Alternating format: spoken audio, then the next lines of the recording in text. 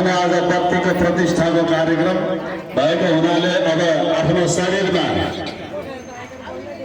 दाहिने खुट्टाको बुढ्याउलाबाट टुप्पीभन्दा माथि 4 अङ्गुलसम्मको बत्ती सुनको बत्ती प्रज्वलित गर्नुहुनेछ। साँझको सूर्यास्तदेखि भोलि बिहान सूर्योदय पर्यन्त त्यो बत्ती बलिरहनेछ रातभरि।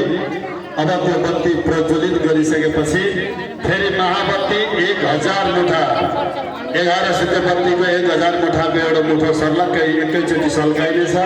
त्यो बत्ती पनि भोलि बिहान दीप प्रज्वलित हुने के भन्छन् सूर्योदय हुने बेलासम्म त्यो बत्ती प्रज्वलित गरिनेछ।